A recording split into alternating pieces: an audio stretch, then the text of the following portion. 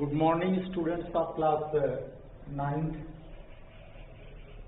आज आपको हम जीव विज्ञान से जो जंतु का वर्गीकरण चल रहा था लेसन, जंतु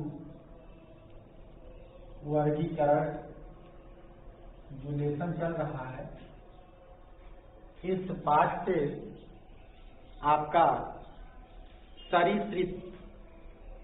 सरीसृप या रेप्टाइल वर्ग के जंतुओं के विषय में उनके सामान्य लक्षण को बताएंगे। तो आप यहाँ वर्ग सरीसृप लिख सकते हैं, जिसे इंग्लिश में आप रेप्टाइल बोलते हैं।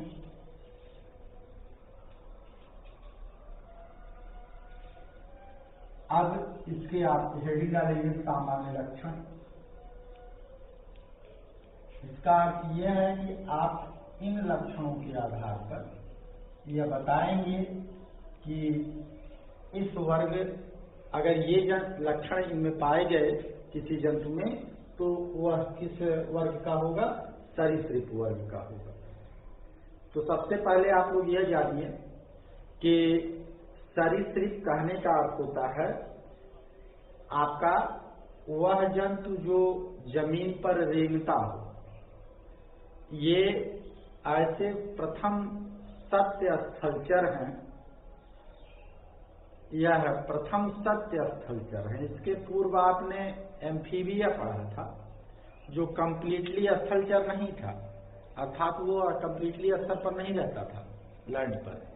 लेकिन ये जो रेप्टाइल्स होते हैं ये कंप्लीटली भूमि पे रहते हैं, और यह श्वसन जो होता है फेफड़े से करते हैं, इसलिए भूमि पर रह लेते हैं। इनके पूरे लाइफ स्पान में जल की ऐसी कोई जरूरत नहीं है जहां इनके हैबिटेट के लिए वो आवश्यक हो। बाकी तो सामान्य रूप से जल हर प्राणी को चाहिए ही, वो एक अलग बात है। तो इसके सामान्य लक्षण में सबसे पहली बात जो आती है कि इसका शरीर जो होता है सिर, गर्दन, धड़, पूंछ में बटा हुआ है। सिर अलग दिखेगा, धड़ अलग दिखेगा, गर्दन और पूंछ अलग दिखेगी।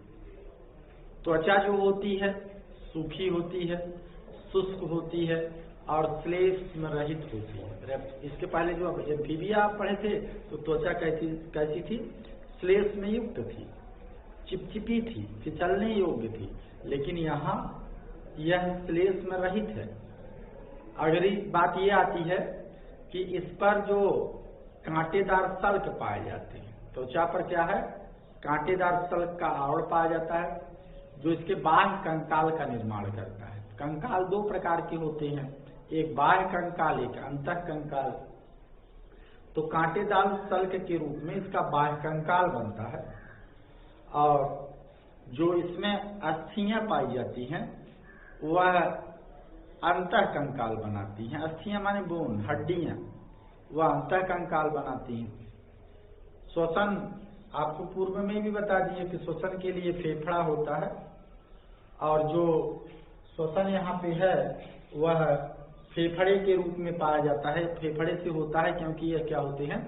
स्थलचर होते हैं, और यह सब आपके असमतापी होते हैं। समतापी मतलब कि एक ऐसा जानवर जो अपने ताप को कांस्टेंट बनाए रखता है वह समतापी होता है, लेकिन यह असमतापी होते हैं। इनके बॉडी का टेम्परेचर क्या होता है? बदलता रहता है। और हृदय जो होता है वह त्रिवेष्मी होता है, 3 कोष्ठकों वाला होता है। और जो एक मगरमच्छ जो जंतु है उसका जो हृदय है वो 4 वेष्मों वाला होता है, जिसमें 2 अलिंद 1 निलय, लेकिन मगरमच्छ में 2 अलिंद 2 निलय पाए जाते हैं। कैल्शियम अंडे देते हैं, ये जंतु जो होते हैं अंडे देते हैं, और कैल्शियम कार्बोनेट के आवरण से अंडा घिरा होता है, हार्ड कवरिंग होती है। और इन अंडों को क्लेडाइट अंडा कहा जाता है।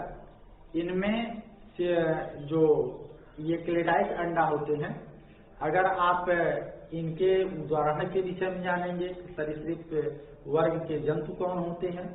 तो आप सर्प को, छिपकली को, कछुआ को, मगरमच्छ को और घड़ियाल इत्यादि, ये सब क्या होते हैं आपके इस वर्ग के सरीसृप वर्ग के क्या होते हैं, जंतु होते हैं। जो छिपकली आपके घर में दीवारों पर चलती है, हाउस लिजर्ड के नाम से जानी जाती है, यदि सरीसृप वर्ग का जंतु है। कछुआ जो रेंगे जमीन पे चलता है, जिसके ऊपर हार्ड कवच पाया जाता है, यह भी सरीसृप वर्ग के विषय में पाया जाता है।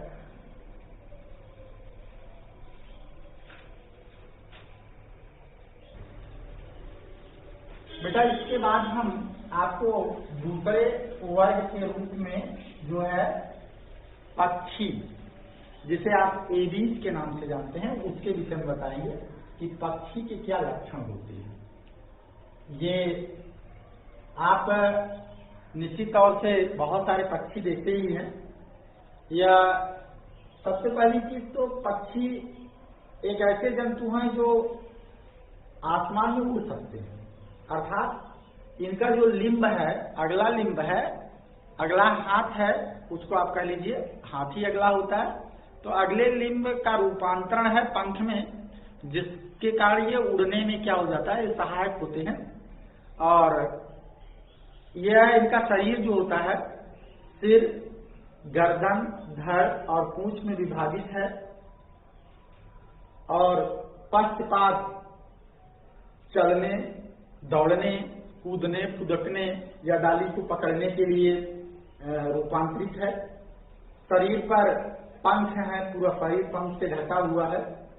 और मुख का जबड़ा जो है, दांत नहीं है उसमें, एक हार्नी का चोंच पाया जाता है जो भोज्य पदार्थों को उठाने और खाने में मदद करता है।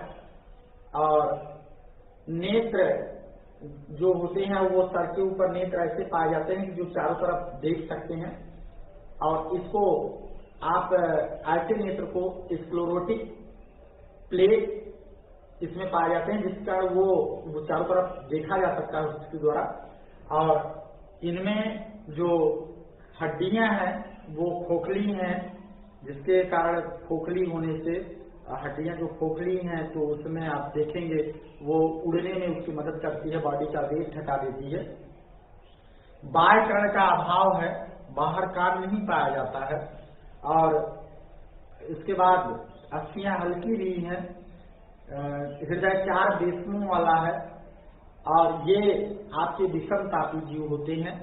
तो मोर हुआ, तोता हुआ, गौरैया हुआ, कौवा हुआ, कीवी हुआ, तो बहुत सारे ऐसे जंतु हैं जो कि पक्षी वर्ग से बिलोंग करते हैं। बाकी अगले वर्ग के विषय में नेक्स्ट वीडियो में बताएंगे। तब तक के लिए धन्यवाद।